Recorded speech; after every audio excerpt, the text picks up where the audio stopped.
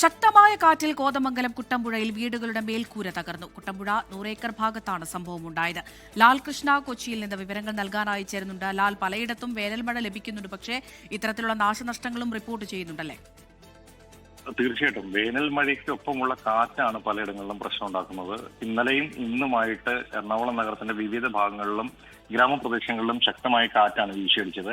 ഇന്നലെ മരങ്ങൾ കടപുഴകി വീണും ശിഖരങ്ങൾ വീണും കേടുപാടുകൾ സംഭവിച്ചെങ്കിൽ ഇന്ന് ശക്തമായ കാറ്റിൽ ജില്ലയുടെ കിഴക്കൻ മേഖലയിലാണ് വ്യാപകമായ നാശനഷ്ടങ്ങൾ ഉണ്ടായിരിക്കുന്നത്. കൃഷിക്ക് നാശനഷ്ടം ഉണ്ടായതിന് പുറമെയാണ് കോതമംഗലത്തിന് സമീപമുള്ള കുട്ടമ്പുഴയിൽ വീടുകളുടെ മേൽക്കൂര പൂർണ്ണമായും തകർന്നു പോകുന്ന സ്ഥിതി ഉണ്ടായത്. അത് കാറ്റ് എടുത്തു പോകുന്ന അവസ്ഥയുണ്ടായത്.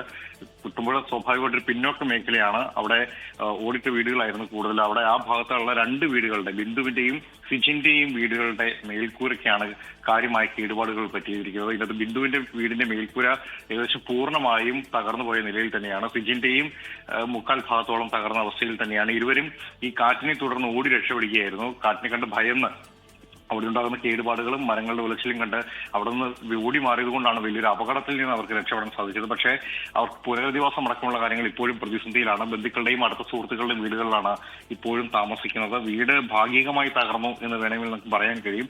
ശക്തമായ കാറ്റ് കിഴക്കൻ മേഖലയിൽ ഇന്നലെയും ഇന്നും ഉണ്ടായിട്ടുണ്ട്. പലയിടങ്ങളിലും കൃഷിനാശവും സംഭവിച്ചിട്ടുണ്ട് എന്നുള്ളതാണ് അറിയുന്നത്. അമൃത. ശരി, ലാൽ കൃഷ്ണയാണ് കൊച്ചിയിൽ നിന്ന് വിവരങ്ങൾ നൽകിയത്.